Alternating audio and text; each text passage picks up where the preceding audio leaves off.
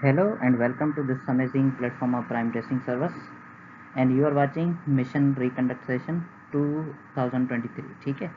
अच्छा guys, last time हमने waves and sound chapter का जो फर्स्ट पोर्शन था वो क्लियर कर लिया था। अब सेकंड पोर्शन है जो वेव्स वाला है। साउंड हमने ऑलरेडी क्लियर कर लिया है, उसमें जो भी एमसीक्यूज थे, जो भी मेन पॉइंट्स थी जो एज एमसीक्यूज आती हैं वो क्लियर करवाई थी आपको। और अब आते हैं वेव्स पोर्शन पे। देखो, इस वेव पोर्शन में जो भी मैं मेन पॉइंट्स लेकर आया हूँ आपके लिए, और जो भी एमसीक्यूज पॉइंट्स हैं मैं यहीं पे आगे डिस्कस करवाता हूँ आपको, वो अच्छे तरीके से आप नोट कर लो। और ऐसी कोई भी उनमें चीज़ नहीं है जो आपको परेशान करेगी ड्यूरिंग एग्जाम्स। और जो भी पॉइंट्स मैं लेकर आया हूँ वो पास्ट पेपर्स के हिसाब से ही हैं। ठीक है, तो चलें स्टार्ट करते हैं। फर्स्ट, सबसे पहले हम डिस्कस कर लेते हैं waves. Waves, types of waves को देखिए।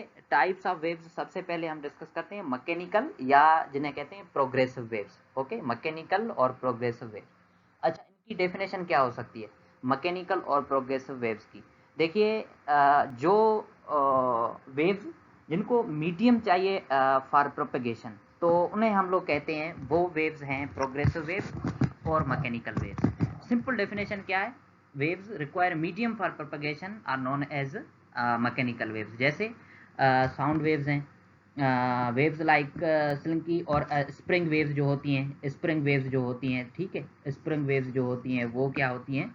वो भी मैकेनिकल वेव्स हैं। ठीक है। और मैकेनिकल वेव्स की दो और हैं टाइप्स, ट्रांसफर वेव्स हैं और लॉन्गिट्यूडनल वेव्स हैं। ये भी मैं आगे डिस्कस करवाता हूँ, ट्रांसफर वेव्स और लॉन्गिट्यूडनल वेव्स। फिलहाल आपको यहीं पे ये डिस्कस कर लें कि टाइप्स ऑफ वेव्स के मेन टाइप कौन से हैं। ठीक है।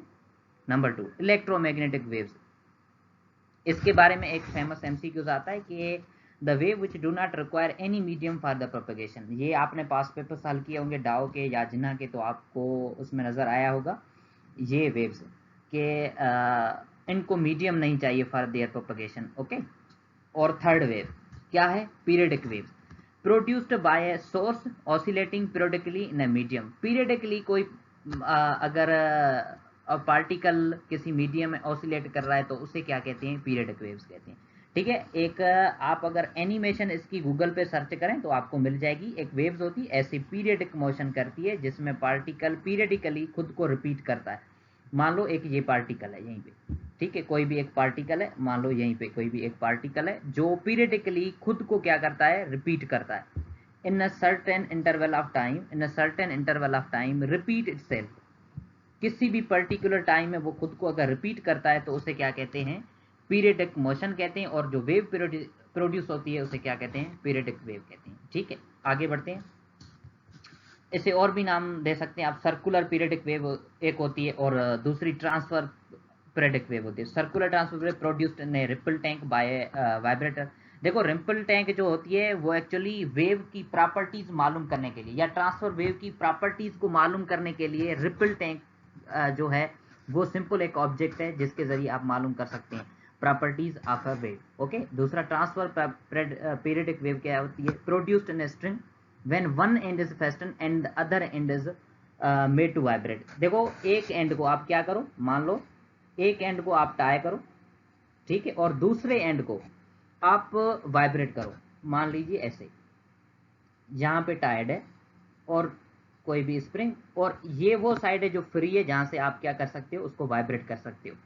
तो ये जो वेव अभी जहां पे प्रोड्यूस होगी, इस वेव को आप क्या कह सकते हैं? ट्रांसफर पीरियडिक वेव कह सकते हैं। ठीक है। इसमें क्या होता है? जो पार्टिकल होता है वो खुद को क्या करता है? बेसिकली पीरियडिकली पीरियडिकली क्या करता है? खुद को in a certain interval of time खुद को क्या करता है? रिपीट करता है। मान लीजिए ये एक टायर्ड पॉइंट है, ठीक है, और ये वो पॉइंट है जो फ्री है, आप यहां से वाइब्रेट कर सकते हैं। ठीक है। तो इस दौरान जो मोशन प्रोड्यूस होगा इस वेव में, उसे क्या कहते हैं? या जो वेव प्रोड्यूस होगी उसे क्या कहते हैं आप लोग? Transverse periodic wave. इसकी सिंपल डेफिनेशन के produce in string when one end is fastened and other end is made to vibrate. Okay, आगे बढ़ते हैं। अब ये लीजिए, transverse wave versus longitudinal wave. ये देखिए, इनके जो मेन डिफरेंसेस हैं और इनकी एनिमेशन देखिए ये कैसे प्रोड्यूस होती है। देख लीजिए, ट्रांसफर वेव क्या होती है और लॉन्गिट्यूडनल वेव क्या होती है। देखो, अब इनमें जो मेन डिफरेंस जो मेन एमसीक्यूज के आता है कि ट्रांसफर वेव में जो पार्टिकल होते हैं वो ट्रैवल करते हैं perpendicular to the wave propagation. ठीक है, मेन क्या एमसीक्यूज है, particle travel perpendicular to the wave propagation, और लॉन्गिट्यूडनल वेव में क्या होता है, पैरेलली ट्रैवल करते हैं। क्या, पैरेलली ट्रैवल करते हैं। ठीक है, अच्छा, transfer wave consist of crest, इसमें क्रेस्ट होते हैं, इसमें क्या होते हैं, क्रेस्ट और ट्रफ होते हैं, क्रेस्ट और ट्रफ होते हैं। देख लीजिए, क्रेस्ट और क्या होता है, ट्रफ होता है। ठीक है, क्रेस्ट एंड ट्रफ होते हैं। इसमें क्या होता है, इस अपनी क्या कहें, ये जो है लॉन्गिट्यूडनल वेव, इसमें क्या होता है एक्चुअली, लॉन्गिट्यूडनल वेव में एक्चुअली क्या होता है, लॉन्गिट्यूडनल वेव में एक्चुअली कंप्रेशन एंड रेयरफेक्शन होते हैं, कंप्रेशन एंड रेयरफेक्शन होते हैं, कंप्रेशन एंड रेयरफेक्शन होते हैं।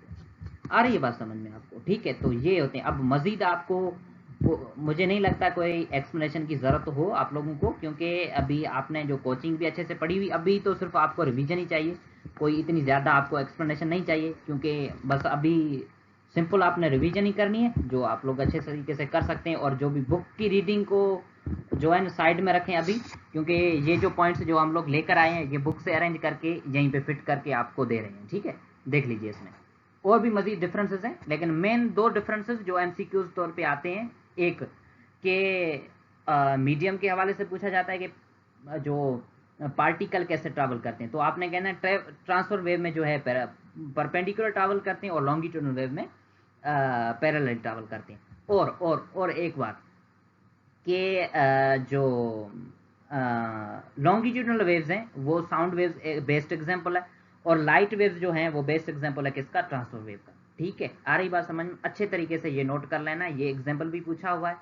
और एक और एमसीक्यू, ट्रफ और क्रेस्ट किसकी कैरेक्टरिस्टिक है, इसकी, ट्रांसफर वेव की। और कंप्रेशन एंड रेयरफेक्शन जो कैरेक्टरिस्टिक है वो किसकी है, लॉन्गिट्यूडनल वेव की है। ठीक, आगे बढ़ते हैं, ये इंपॉर्टेंट है चीजें जो आपने नोट करनी। आगे बढ़ते हैं, ये रहे प्रॉपर्टीज ऑफ वेव्स। वेव्स की कौन कौन सी प्रॉपर्टीज हैं, देखिए, वेव में फ्रीक्वेंसी होती है, एक number of wave, time period, frequency, amplitude और इंटेंसिटी, ये सारे के सारे जो है ना प्रॉपर्टीज हैं किसकी, वेव की। लास्ट टाइम मैंने इंटेंसिटी आपको डिस्कस करवाई है साउंड पोर्शन में, एम्पलीट्यूड भी वहीं पे डिस्कस करवाया हुआ है, और वेवलेंथ तो बेसिकली मैंने शुरू में जब लेक्चर स्टार्ट किया था तो फर्स्ट ऑफ ऑल मैंने जो है वेवलेंथ की डेफिनेशन बताई हुई वहीं पे। ठीक है, distance between two successive particles which are in the same state of vibration. आप ऐसे भी कह सकते हैं, the distance between two consecutive trough और crest, distance between two consecutive trough और क्रेस्ट, या the distance between two consecutive, the distance between two consecutive compression, the distance between two consecutive compression और रेयरफेक्शन, कंप्रेशन और rarefaction के दरमियान जो distance है उसे भी आप क्या कह सकते हैं, वेवलेंथ कह सकते हैं। आ रही बात समझ में? अच्छे तरीके से ये नोट कर लो, बहुत इंपॉर्टेंट है। Time period, time taken by wave to pass through a certain point, calculated as T inverse of frequency है, और frequency inverse of time period. अच्छा, एक होता है वेव नंबर, एक होता है वेव नंबर। भाई वेव नंबर क्या है, वेव नंबर भी आगे आपको डिस्कस करवाते हैं। अच्छा, ये जो आपका चैप्टर था क्या कहें वो एटॉमिक स्पेक्ट्रा वाला, वहीं पे मैंने एटॉमिक स्पेक्ट्रा वाला आई थिंक सो वहीं पे मैंने आपको डिस्कस करवाया था wave number. Wave number is the reciprocal of wavelength. क्या है सिंपल डेफिनेशन इसकी, अगर आप नोट करना चाहें, वेव नंबर इसको ऐसे शो किया जाता है, वेव नंबर को कैसे ऐसे शो किया जाता है, ये है wave number. Wave number is the reciprocal of wavelength, reciprocal of wavelength को क्या कहते हैं, वेव नंबर कहते हैं। ठीक, ओके ओके, आगे बढ़ते हैं। इनमें से आपको पूछे जाए which of the following are the characteristic of wave, तो आपने कहना है मान लो option A time period, option B wavelength, option C amplitude, option D intensity, option E all of these. तो आपने क्या मार्क करना है, ऑल ऑफ दीज। चलिए, ये तो बच्चों वाले सवाल आते हैं, ये आपको बताना भी वेस्ट ऑफ टाइम। आगे बढ़ते हैं, ये कुछ इंपॉर्टेंट फार्मूलाज हैं रिलेटेड टू वेव पोर्शन से रिलेटेड जो भी इंपॉर्टेंट फार्मूलाज थे वो मैं यहाँ पे लेकर आया हूँ। तो ये फार्मूलाज आप देख लीजिए, इन फार्मूलाज में से जो भी इंपॉर्टेंट फार्मूला आप सारे के सारे नोट कर लें, बहुत ही इंपॉर्टेंट फार्मूला है इसमें। ठीक है, इसमें ये वाले तो लास्ट टाइम हो गए थे, ठीक है। Laplace correction and Newton formula वो लास्ट टाइम मैंने करवाए, और ये जो फेज चेंज और फेज डिफरेंस वाला ये लिखा हुआ है, अच्छे से सारे बच्चे नोट कर लो, क्योंकि आप सभी लोगों को ये एमसीक्यूज जो है ना वो गले पड़ जाता है। इस साल जो अभी हुई थी, ये जो आपकी जिन्ना वालों ने जो टेस्ट रिकंडक्ट करवाई, उसमें ये सवाल आया हुआ था। ठीक है, ये सवाल आया हुआ था कि फेज डिफरेंस बिटवीन किसके दरमियान पूछा हुआ था, I think so velocity and acceleration के दरमियान पूछा हुआ था। ठीक है, और सिंपल पेंडुलम पोटेंशियल एनर्जी का फार्मूला, काइनेटिक एनर्जी का फार्मूला एंड टोटल एनर्जी का फार्मूला।